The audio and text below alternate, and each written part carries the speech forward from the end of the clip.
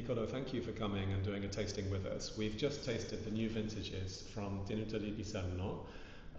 We wanted to ask you a couple of questions about the estate. Corny and Barrow have been fortunate enough to import the wines exclusively into the UK since the 2007 vintage, and we now work with the wines in Hong Kong and Singapore as well. Niccolò, can you tell us a little bit about the origins of the estate? Absolutely. Well, thank you first of all for this opportunity.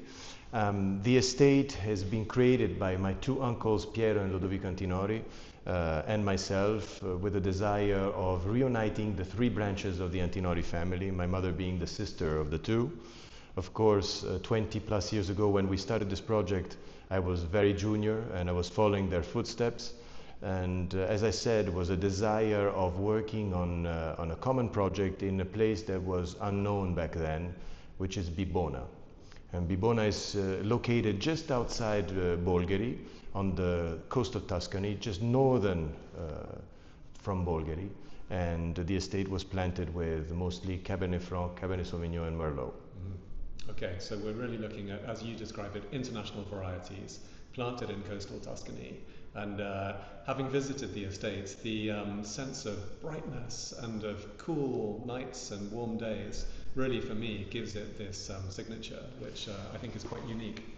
I think, the notion of terroir is real everywhere in the world, and I think even more so in certain parts of Tuscany, like Bibona, especially in our state, because there are different exposures and around the 40 hectares of the entire property, and that really allows us to make wines with a tremendous personality. Okay, and so the wines we tasted this morning were Biserno, which is essentially the flagship of the estate, Il Pino di Biserno, which we've known those two wines since the beginning. Can you tell us maybe a little bit in detail about those two wines specifically? Absolutely. Well, Biserno and Pino di Biserno, Biserno being the flagship wine, the most important wine of the estate, the most precise and pure expression of our terroir, and Pino di Biserno being the second wine, but not in terms of quality. Second wine in terms of style, a distinctive style to Biserno, more lively, coming from vineyards that could eventually make the quality of Biserno, but not necessarily every year. Therefore, are farmed to make that sort of lively, immediate wine. So, a bit like two siblings, two brothers, same parents, but different personalities. Okay. Niccolò, tell us about the Cabernet Franc grape, because I know this is a grape which has its origins perhaps in Bordeaux and in the Loire Valley, but it's very special in your corner of Tuscany. Absolutely. I think the Cabernet Franc has shown to be a great conveyor of terroir. And exactly to your point, it gives very good expressions in very different areas, not only in France, but all over the world, but especially in Loire and Bordeaux, and now I think also in our area. And what does that mean? Is that not only is a matter of maturity, but also whatever that variety can collect and reflect from the terroir, the soil in which it's sitting. So I think that in our particular case, it gives a very distinctive expression. But again, I think that it's also a variety that benefits from other components which allow it to express the better way. So I think Merlot gives a little bit more dimension to the wine, and I think that the Cabernet Sauvignon component gives a bit of stretch and maybe also the longevity. But having said that, Cabernet Franc is very interesting because it has a very accessible tannic structure and complexity and spiciness without having anything aggressive. Okay. The other vineyard that we looked at today, we tasted in Solio to begin with, and I know there are three wines in your portfolio that come from Campo di Sasso. So can you tell us a little bit about that as a site, please? Campo di Sasso is very important to us. It is a part of the estate which has sandier soils. So the wines naturally are a little bit more immediate, are more floral, fruity, and are more accessible in general, and not necessarily meant to age. So in Solio de Cinghiale is sort of our business card because it's the only wine that we produce a certain amount. Everything else from Tenuta di Biserno instead is quite of a rarity given the production. But the Insolio, on the other hand, is just also in terms of style very understandable, very approachable, and very fruity. And the Vermentino, which is called Occhione, is a very honest expression of the varietal.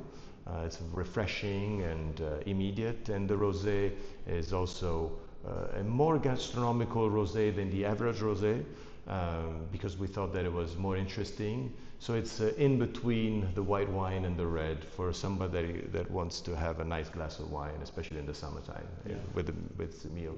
Perfect. In terms of the future, what does the future hold for the estate? What are your plans? What are your current projects? Tell us.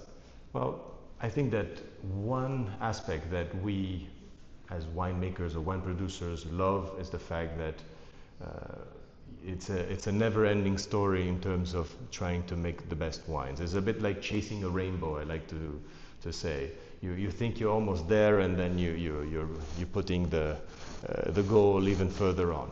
So of course we think there is still some improvements, because the knowledge of the vineyard management is still an ongoing process, and making wines that are extremely precise in terms of definition of the fruit, and keep on going direction. I think that it's stay true to our philosophy of trying to make the best wine possible.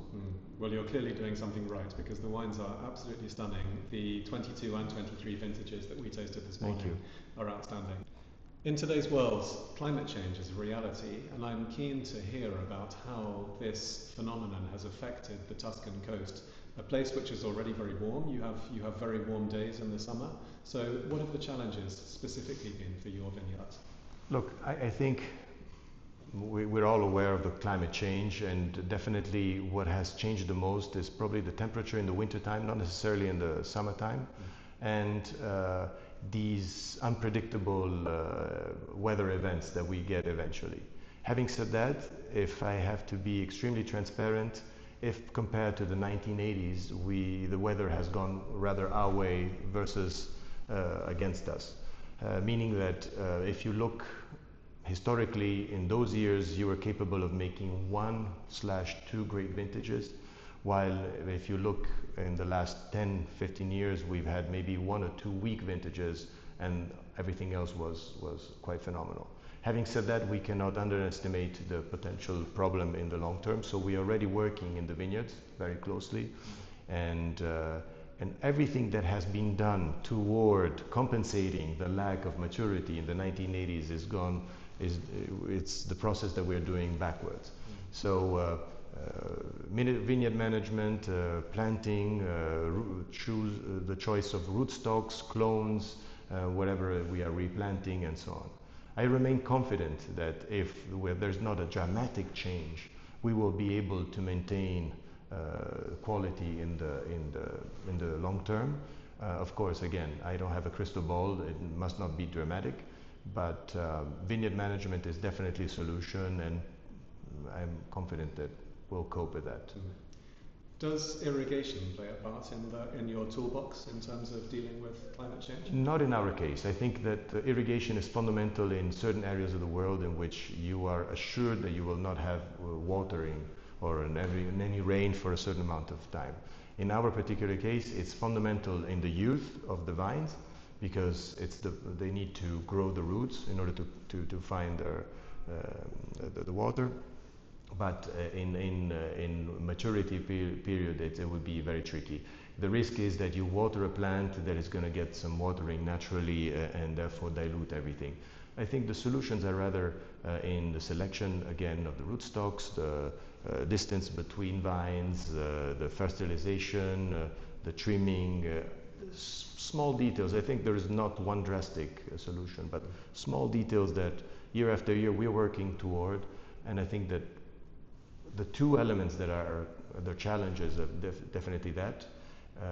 The warmer winters lead to a growing season that starts a bit early, sometimes in a period in which the climate is not stable, and therefore puts certain varietals such as Merlot at risk, because they may flower a little earlier and be hit by not frost in our case, but like a strong rain or something like that. And the other aspect which is a challenge is the alcohol content. So for some reasons, the grapes have tendency of producing a little bit more sugar, and now we are working in pruning and the load of grapes in order to relax the grape and to come to alcohol contents which are acceptable. Niccolò, thank you. We can't wait to see what the future holds. Well, thank you very much.